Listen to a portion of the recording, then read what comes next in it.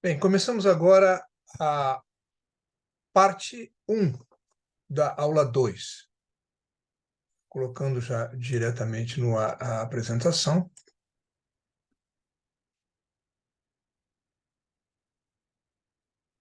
Padrões de projetos, o que são e quando utilizá-los? Então, esse é o tema da nossa segunda aula. Projeto de arquitetura. O profissional conhecido como arquiteto de software deve considerar os requisitos que foram analisados e especificados para então formular um produto, isto é, para então formular o software. O projeto de arquitetura deve criar um modelo de software que vai representar o como fazer. Nessa fase será destacada e detalhada essa arquitetura, as estruturas de dados, as interfaces e componentes que serão essenciais para, na próxima fase, implementar o software. Uma arquitetura é muito mais que uma estrutura física. Ela é a forma como diversos componentes de uma casa são integrados para formar um todo coeso. Está muito ligado também a um projeto de arquitetura de uma casa, né? Isso também inclui se integrar ao ambiente e vizinhança, para, enfim, tratar de detalhes como cores, texturas, iluminação, piso, etc., para então formar uma casa completa. Tá? Então, o projeto de arquitetura de software é muito parecido, né, em princípio, né, em essência, com o projeto de uma casa. Então, um exemplo aqui de arquitetura de um sistema robotizado de empacotamento. Então, nós temos um sistema de visão que ele visualiza o objeto a ser empacotado, tá? Ele identifica, né, esse objeto, tá? Então ele aciona o controlador de braços e o controle de garra, né? Aí, o que ele faz? Ele aciona o sistema de seleção de empacotamento, o sistema empacota e joga em uma outra esteira. Tá? Então, esse é um exemplo, né, de arquitetura de um sistema, né, especificamente de empacotamento. Padrões de arquitetura cliente-servidor. Tá? Então, a arquitetura em camadas, tá? A descrição. Em uma arquitetura cliente-servidor, a funcionalidade do sistema está organizada em serviços, sendo que cada serviço é prestado por um servidor. Os clientes são usuários do serviço e acessam servidores para fazer uso deles. Exemplo, então, disso, uma biblioteca de filmes e vídeos organizados com um sistema cliente-servidor. Quando é que ele é usado? É usado quando os dados em um banco de dados compartilhado precisam ser acessados a partir de uma série de locais. Como os servidores podem ser replicados, também pode ser usado quando a carga em um sistema é variável. Vantagens. Principal vantagem desse modelo é que os servidores podem ser distribuídos através de uma rede. A funcionalidade geral, por exemplo, um serviço de impressão, pode estar disponível para todos os clientes e não precisa ser implementada por todos os serviços. A desvantagem é que cada serviço é um ponto único de falha suscetível a ataques de negação de serviço ou de falha do servidor. O desempenho, bem como o sistema, pode ser imprevisível, pois depende da rede. Pode haver problemas de gerenciamento se os servidores forem propriedades de diferentes organizações. Então, padrões de arquitetura cliente-servidor. Nessa arquitetura temos 3 componentes principais: um conjunto de servidores, um conjunto de clientes e uma rede. Um conjunto de servidores que proporcionam serviço para os outros componentes, tais como servidores de impressão, de arquivos, de compilação, de linguagem de programação.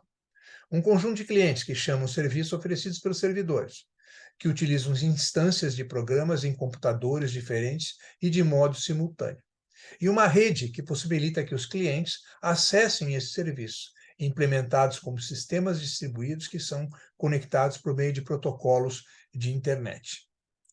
Então, um exemplo, né, de arquitetura cliente-servidor, nós teríamos vários clientes que vão, através da internet, buscar serviço de catálogos, catálogo de biblioteca, serviço de vídeos, arquivo de filmes, serviço de fotos, arquivo de fotos, servidor da web, informações sobre vídeos e fotos. Então, nós, no dia a dia, nós utilizamos essa arquitetura, né? Todos vocês já seguramente já utilizaram essa arquitetura e a gente utiliza isso frequentemente.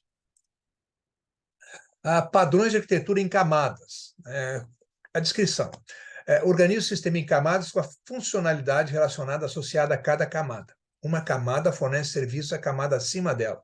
Assim, os níveis mais baixos de camadas representam os principais serviços suscetíveis de serem usados em todo o sistema.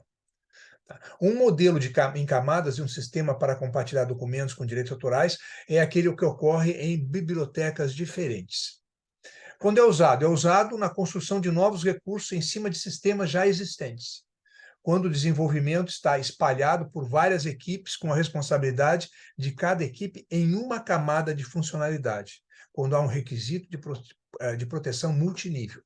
As vantagens, né, desde que a interface seja mantida, permite a substituição de camadas inteiras.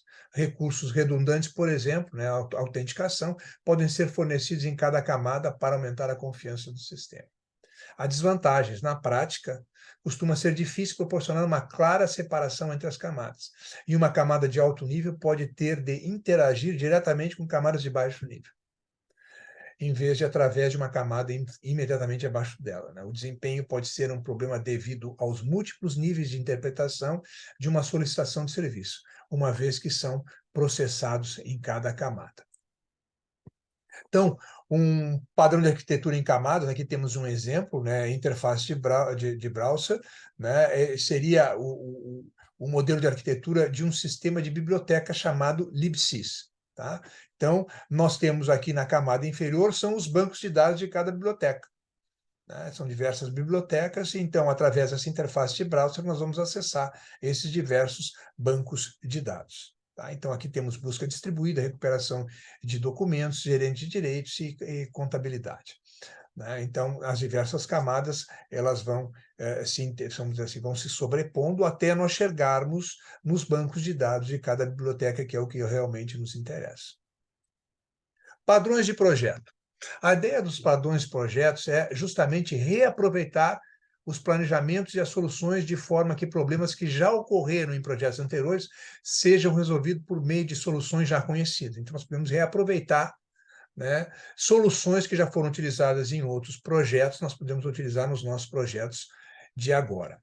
O projeto deve ser específico para o problema se resolver, mas também precisa ser genérico bastante para atender problemas e requisitos futuros.